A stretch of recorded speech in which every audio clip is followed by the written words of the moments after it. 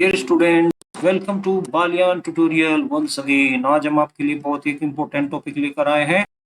Dear students, जैसा कि आप जानते हैं, इस बार से आपकी जो परीक्षा है, आपका जो एग्जाम है, वो एमसीक्यू पैटर्न पर होने जा रहा है। इसी बात को ध्यान में रखते हुए मैं आपके लिए कुछ इंपॉर्टेंट क्वेश्चन लेकर आया हूँ। और ये जो आपका मैथमेटिक्स सेकंड सेमेस्टर है, उसमें जो टॉपिक है आपका मैट्रिक्स, ये उस टॉपिक के ऊपर आप मेरी तीसरी सीरीज है। तो आइए टॉपिक की शुरुआत करते हैं। उम्मीद करता हूँ आप पूरी वीडियो को ध्यान से देखेंगे।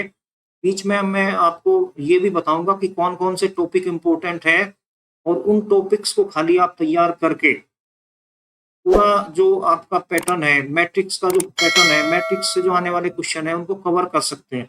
इसलिए वीडियो को पूरा ध्यान से देखिए। और जो बात आपको समझ में नहीं आती है, उसमें आप कमेंट सेक्शन में जाइए और वहाँ पे आप कमेंट करिए। आपके क्वेश्चन का आंसर जरूर दिया जाएगा। तो आइए टॉपिक की शुरुआत करते हैं स्टूडेंट्स।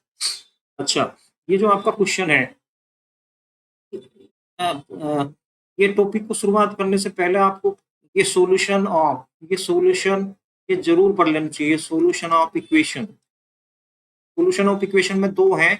एक तो ए एक्स इक्वल टू जीरो, से बोलते हैं होमोजीनियस, और एक है आपका A X equal to B. ये डिटेल यदि आपको आती है तो आप इस पूरी जो आपका ये सीरीज है तीसरी, जो अभी हम डिस्कस करने जा रहे हैं, एक एक क्वेश्चन आपको समझ आएगा।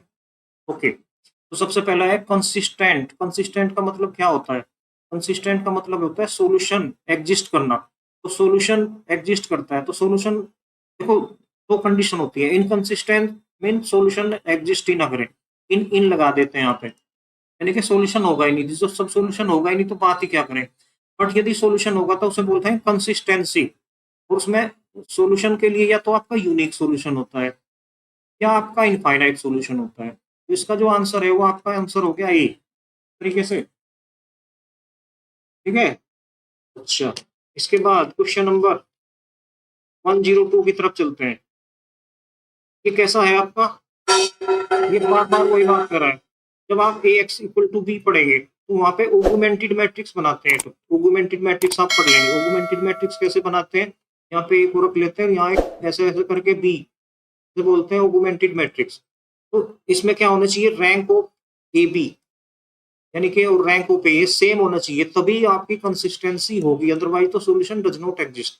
उसके आगे अलग अलग केस हैं, फिर क्या होता है वो आप डिटेल में पढ़ सकते हैं वहाँ पे। तो इसका आंसर हो गया आपका बी। इसके बाद इस क्वेश्चन नंबर 103 पे चलते हैं। In the system X equal to B की बात कर रहा है। The number of equation equal to number of unknown and coefficient matrix क्या होगी? स्क्वायर होगी, सीधी सी बात है। क्योंकि या तो तीन होंगे तो वो भी तीन होंगे, इसलिए 3/3 की बनेगी, 4/4 की बनेगी। तो स्क्वायर मैट्रिक्स बनेगी आपकी, जो कोफिशिएंट मैट्रिक्स होगी। कोई क्वेश्चन नहीं था, है तो सिंपल सा क्वेश्चन है। बट कई बार ऐसे ऐसे क्वेश्चन भी डियर स्टूडेंट्स पूछे जाते हैं। ठीक है ना? से आप देख लेंगे, क्वेश्चन भी ऐसे क्वेश्चन भी पूछे जाते हैं यहाँ पे। चलें, अब आगे होमोजीनियस पे देखो। होमोजीनियस जो सिस्टम होता है, उसका एक सॉल्यूशन हमेशा होता है 0 0 0 0। किसी भी इक्वेशन में ए एक्स इक्वल टू जीरो है तो इसका सॉल्यूशन जीरो तो होगा ही होगा। इसके बाद की बात है और क्या होगा, इसका सॉल्यूशन जीरो जरूर होगा। ठीक है, ये सब आप सीधे सीधे आंसर, बट यदि आप ढंग से पढ़ाई करेंगे तभी दे पाओगे। ऐसे नहीं बिना पढ़े आप इस क्वेश्चन का आंसर नहीं दे सकते, इतने आसान क्वेश्चन का भी। चलते हैं। अच्छा, फिर आगे आपका X equal to B type. आपका सिस्टम इस बार X equal to B type है। और जो नंबर ऑफ अननोन है वो कितने हैं? एन। नंबर ऑफ अननोन कितने हैं आपके? एन है यहाँ पे। नंबर ऑफ अननोन यानी कि एक्स वाई जेड, जो आपकी वैल्यू फाइंड करनी है। तो उसका जो यूनिक सॉल्यूशन है, वो यूनिक सॉल्यूशन जब एग्जिस्ट करता है, जब आपका रैंक, सबसे पहले तो rank of A equal to rank of A B होना चाहिए। इसके बाद जो वो नंबर आए वो इक्वल टू एन ही होना चाहिए। ठीक है ना? तो यूनिक सॉल्यूशन होगा आपके पास उसका। इसके बाद 106 को पढ़ लेते हैं। एक्स बी कैसा है आपका? कंसिस्टेंट सिस्टम है। रैंक ऑफ ए कैसा है आपका? R. Then the rank of augmented matrix. Augmented matrix की बात करेंगे ना, तो जो उसका रैंक है आपका, अच्छा, ये बात कर रहा है, तो ऑगुमेंटेड मैट्रिक्स है वो ऐसे लिखते हैं हम। और इसमें जो हमारा ए है, ए का रैंक आर है यहाँ पे, तो निश्चित तौर पे बी का जो रैंक होगा वो ऐसा हो सकता है ना, छोटा हो जाए, ये छोटा, ए को हम छोटा कर सकते हैं, तो बी हमारा पूरा का पूरा बच सकता है। तो बी का जो रैंक है ये आर से बड़ा होगा, ये यहाँ पे गलत लिख रहा है, आर से ये क्या होगा, ग्रेटर देन आर होगा उसका rank. Rank of augmented matrix is greater than और इक्वल टू आर, ठीक है, इस तरीके से होगा। इसके बाद चलते हैं नेक्स्ट क्वेश्चन की तरफ। डियर स्टूडेंट्स, यहाँ पे क्या है इस बार, ये क्या है आपका, एक्स इक्वल टू बी है, तो X equal to B system है, इसे बोलते हैं नॉन होमोजीनियस सिस्टम। एक ऐसा है हमारा नॉन सिंगुलर, तो इसका एक ऐसा है नॉन सिंगुलर, तो एक, तो इसका क्या होगा यहाँ पे 107 को थोड़ा समझिए, तो यहाँ पे यूनिक सॉल्यूशन होगा निश्चित तौर पे। क्यों? एक ऐसा है, उसका डिटरमिनेंट की वैल्यू कितनी होगी, not equal to zero, non singular का मतलब कोफिशिएंट मैट्रिक्स का जो रैंक होगा वो नंबर ऑफ अननोन के इक्वल हो जाएगा, इसलिए यहाँ पे आएगा यूनिक सॉल्यूशन। इसके बाद चलते हैं, अच्छा, ऑगमेंटेड मैट्रिक्स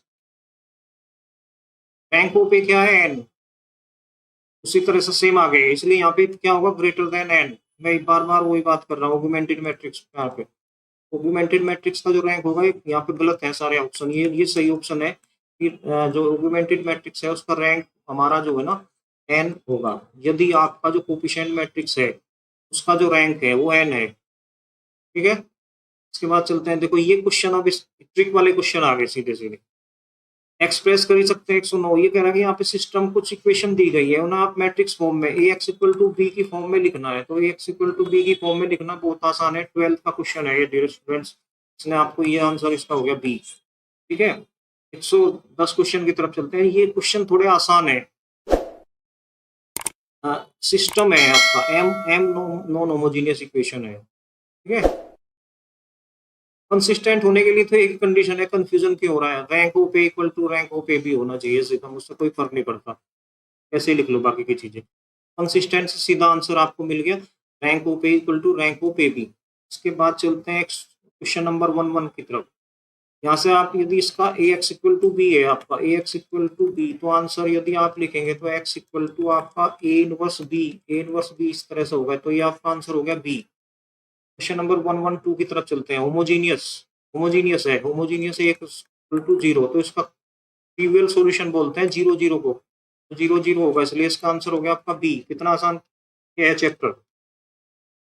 अब ए एक्स इक्वल टू क्या है बी, और बी क्या है नॉट इक्वल टू जीरो, तो सिस्टम है कैसा, non homogeneous, rank of A rank of से कम आ गया, तो इसका मतलब ऑगमेंटेड मैट्रिक्स और रैंक ऑफ ए अलग अलग है, तो इसलिए क्या बोलोगे यहाँ पे इनकंसिस्टेंट, यानी कि ये सोल्यूशन डज नॉट एग्जिस्ट ऐसे बोलोगे। इसके बाद चलते हैं आप 114 की तरफ, 114 की तरफ देखो, ये फिर वही उल्टी बात कर रहा है जो आप पढ़ चुके हो। अब इस बार rank of A equal to rank of A B, यानी कि ऑगमेंटेड मैट्रिक्स और ए का रैंक दोनों सेम है, तो आप क्या बोलोगे उसे, कंसिस्टेंट। ये हो गया आपका आंसर 114 का। इसमें देर लगाने की जरूरत क्या है, टाइम वेस्ट करने की, जब सीधा सीधा आंसर आ रहा है। A X equal to B homogeneous कब कहलाता है, जब बी पी क्या हो आपका जीरो जीरो जीरो, तो ए एक्स इक्वल टू जीरो होता है, इसे बोलते हैं होमोजीनियस, इसलिए बी की वैल्यू जीरो जीरो मैट्रिक्स हो जाए तो उसे बोलते हैं हम होमोजीनियस।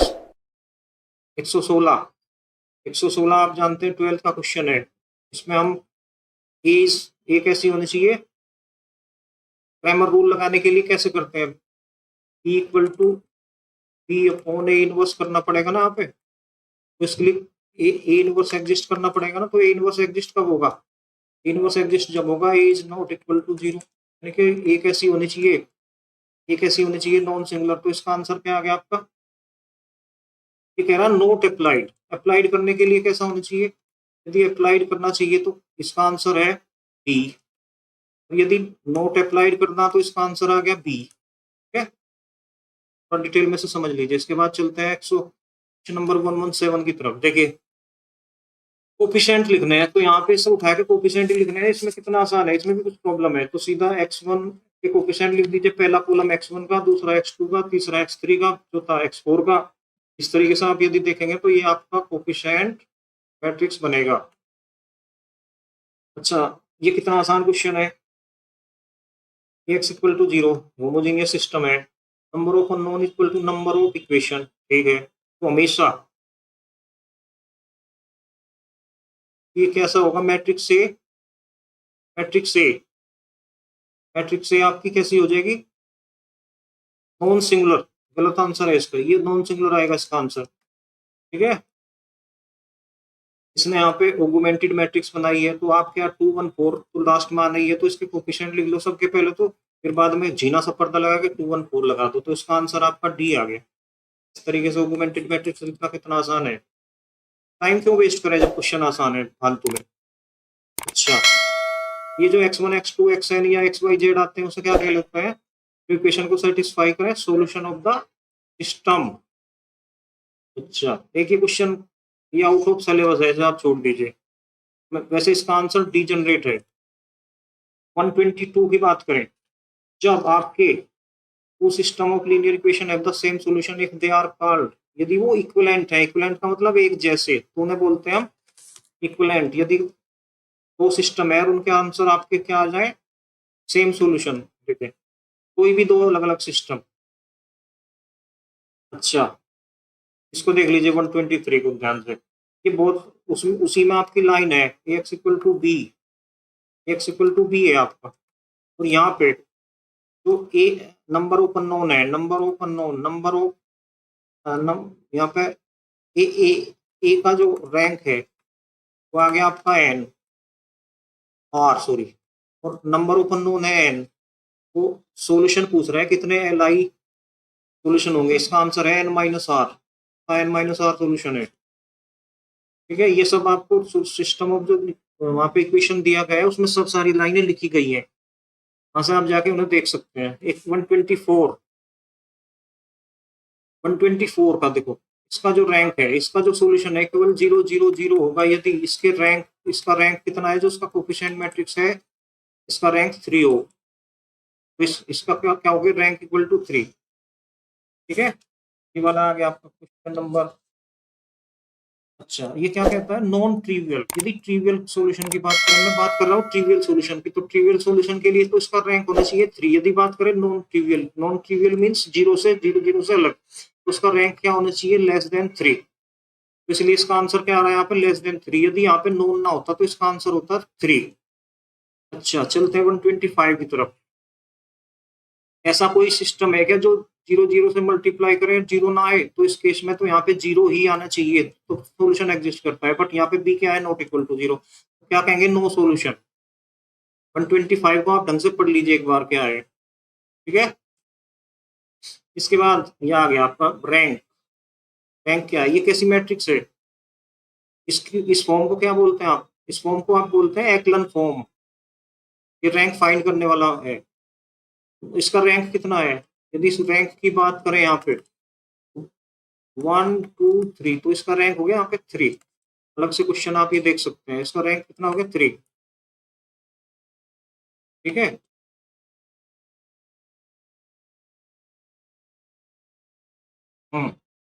127 की तरफ चलते हैं, 127। अच्छा, ये क्वेश्चन आप पहले भी कर चुके हैं कि ए एक्स इक्वल टू 0 हमारा कोई सिस्टम है और ये हमारी स्क्वायर मैट्रिक्स है, उसका ऑर्डर एन है, ठीक है। और जो रैंक है, रैंक यदि एन इक्वल टू आर है, एन इक्वल टू आर है, तो क्या होता है, जीरो सॉल्यूशन होता है, केवल एक जीरो सॉल्यूशन, जीरो सॉल्यूशन आता है। बट यदि N R is less than N, तो N minus R L I solution होते हैं हमारे, एल आई सोल्यूशन। इसलिए हमारा जो ये हो गया आपका आंसर सी, ये आपका सी हो गया। चलते 128। 128 में क्या करना है, कुछ नहीं करना है आपको, यहाँ पे सोल्व करके देख लीजिए सीधा इसमें से। ये तो 128 तो कोई बताने वाला क्वेश्चन ही नहीं है डियर स्टूडेंट्स, तो इसका आंसर हो गया आपको डी। इससे उल्टा वेरीफाई कर लेते हैं आंसर से। अब ये क्वेश्चन है, मान लिया, देखो ट्रिक, ट्रिक क्या है यहाँ पे जो मैं आपको बताने चाहिए, ट्रिक ट्रिक ये है कि आप इस क्वेश्चन को सोल्व करने मत बैठो, ये जो यहाँ पे 4 आंसर दिए गए हैं इनमें से सेटिस्फाई करके देख लो, तो ये जो क्वेश्चन है आपका इस वैल्यू के लिए सेटिस्फाई होता है, ठीक है। उल्टा करके देखो, जो आंसर दिए गए हैं उन्हीं से क्वेश्चन को सेटिस्फाई कर लो। ऐसे ही आपका 130 जो क्वेश्चन है, उसका जो आंसर है 130 का आंसर, उसका कह रहा है इसका कोई सॉल्यूशन भी होगा क्या? पहले क्यों क्यों नहीं होगा? देखो, यदि मैं यहाँ पे 3x और 11y है, यदि इसे इसे 2 से मल्टीप्लाई कर देता हूँ थोड़ी देर के लिए, देखो यहाँ पे ये बन जाएगा 6x और 22, यहाँ पे 14 आना चाहिए, तब तो इसका सोल्यूशन होता। तो अब क्या कहोगे? अब यहाँ पे आप बोलोगे नो सोल्यूशन, इसका कोई सोल्यूशन नहीं होगा।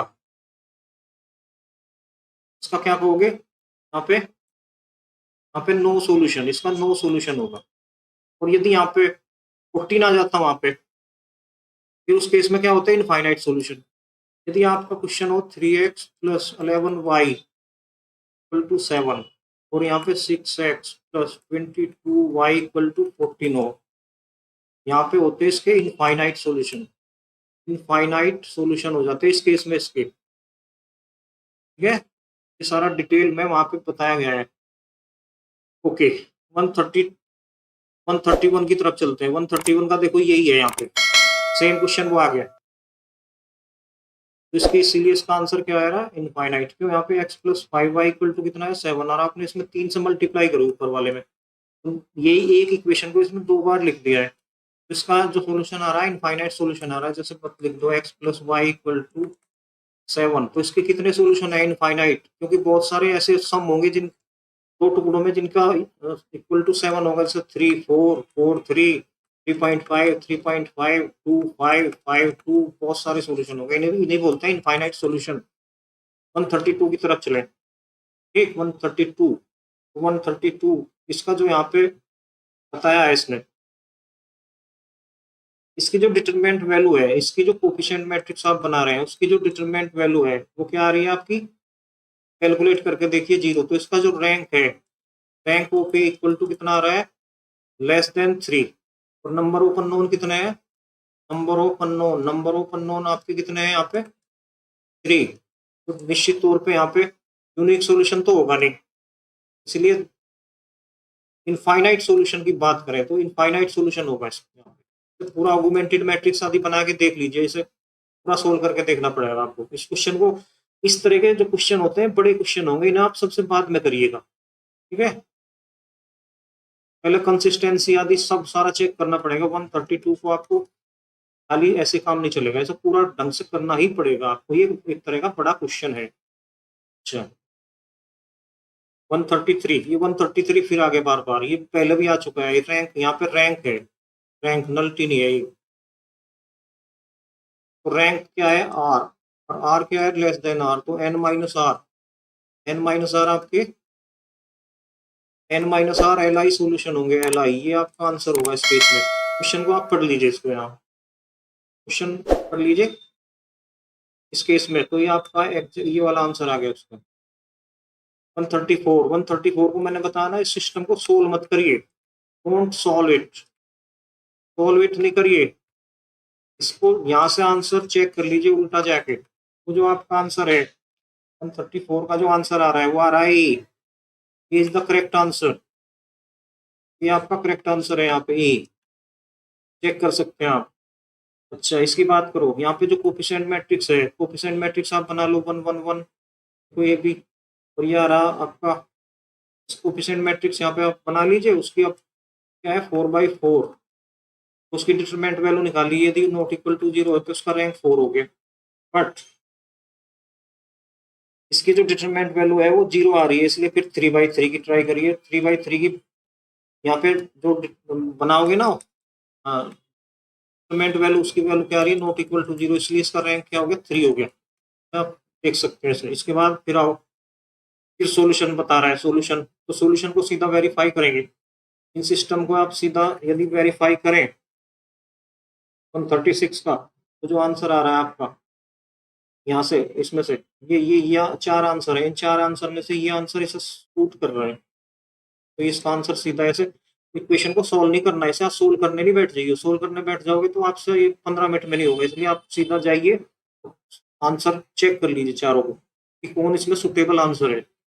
अच्छा, 137 की तरफ पढ़ते हैं। 137 क्या कह रहा है? यूनिक, यूनिक सॉल्यूशन के लिए इसका जो रैंक है, नंबर ऑफ अननोन कितने हैं? नंबर ऑफ अननोन, यदि आप नंबर ऑफ अननोन की बात करें तो 3 है। तो इसका जो रैंक है वो भी 3 आना चाहिए, यानी कि जो इसकी कोफिशिएंट मैट्रिक्स बनाओगे कि जो डिटरमिनेंट वैल्यू है वो नॉट इक्वल टू 0 होनी चाहिए, तभी इसका रैंक होगा 3। ठीक, तो यहाँ पे जो मैंने सोल्व किया तो जो आपका डिटरमिनेंट ए की जो वैल्यू आई, डिटरमिनेंट ए की जो वैल्यू आई ये आई आपकी lambda cube minus 3 lambda plus 2। अब इससे नॉट इक्वल टू 0 होना चाहिए, तो लैम्डा की वो कौन सी वैल्यू है जो इसे 0 कर रही है, तो कौन कौन सी वैल्यू है, -2 और 1। तो लैम्डा की वैल्यू क्या होगा, नॉट इक्वल टू ये, इसके लिए ये आंसर हो गया आपका, इसलिए इसका आंसर हो गया ये। इस तरीके के 1000 क्वेश्चन बनाए जा सकते हैं डियर स्टूडेंट्स, तो आपको ऐसे पढ़ना ही होगा ढंग से, बिना पढ़े काम चलेगा नहीं। ऐसे 138 का भी आप सोल्यूशन, हाँ ये तो इनफाइनाइट सोल्यूशन है पक्का, इसका एक आंसर तो इनफाइनाइट सोल्यूशन है, बट कौन सा इनफाइनाइट सोल्यूशन है, यदि यहाँ पे x की जगह सेट कर दे k, तो y की जगह ऑटोमेटिकली ये आ जाएगा, क्योंकि ये एक इक्वेशन है। x की जगह आप यहाँ k सेट कर दो, तो k plus 5y equal to 7, y की वैल्यू आपकी 7 माइनस k अपॉन 5 आ गया ना, तो ये आंसर इस तरीके से सेट करते हैं। ऐसे ही 139 का आंसर आप पता करिए, तो ये आपका क्वेश्चन आपके लिए है। ठीक है, आप मुझे कमेंट सेक्शन में लिख के बताइए इसका आपका आंसर क्या आया। ठीक है, इसका आंसर आप मुझे बताइए, इसका आंसर क्या आया। इसका आंसर उसी तरीके से उल्टा चेक कर लेते हैं। ठीक, इसके बाद ये वाला क्वेश्चन है, इसको भी ऐसे ही सॉल्व कर लेते हैं, उल्टा उल्टा उल्टी वैल्यू रख के देख लेते हैं। तो जो इसका आंसर आया, इसमें इसका आंसर जो है ना, यदि आप बात करेंगे तो उल्टी वैल्यू चेक करेंगे, तो इसमें जो आंसर आ रहा है ये इस कंडीशन को सेटिस्फाई करता है। ओके,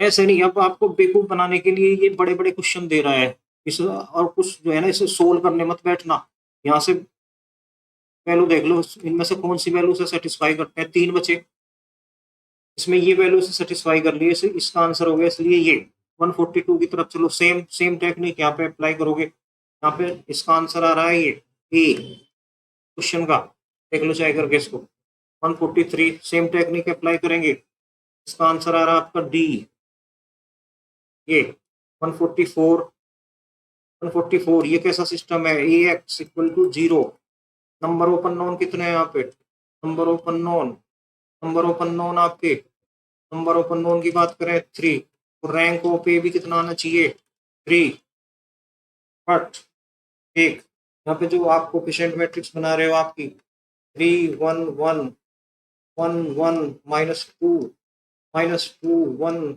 1, इसकी डिटरमिनेंट वैल्यू क्या आ रही है, नॉट इक्वल टू 0, तो इसका रैंक भी क्या हो गया, रैंक इसका हो गया 3। इसलिए क्या आ रहा है यहाँ पे, यूनिक सॉल्यूशन। वो कौन सा सॉल्यूशन है यूनिक सॉल्यूशन, 0 0 0, ये भी बात है ध्यान देने वाली।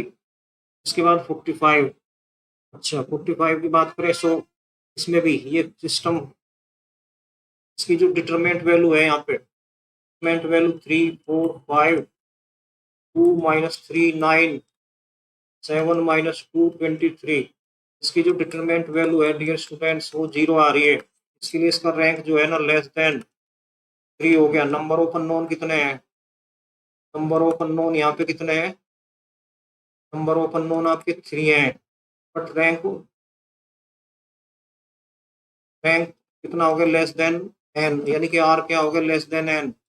तो यहाँ पे सॉल्यूशन कितने होंगे, इनफाइनाइट सॉल्यूशन होंगे यहाँ पे, इसका जो होगा यहाँ पे इनफाइनाइट सॉल्यूशन होगा, ये वाला इसका आंसर होगा इनफाइनाइट सॉल्यूशन। जो हो गया आपका, देखो 146 फिर वही बात, जो भी आप क्वेश्चन करके आए हो सब करने मत बैठना, सीधा इसका आंसर आ रहा है आपका ये, इसी एक को जेड को इसमें ए सेट कर दो, और बाकी सबके आंसर आ जाएंगे।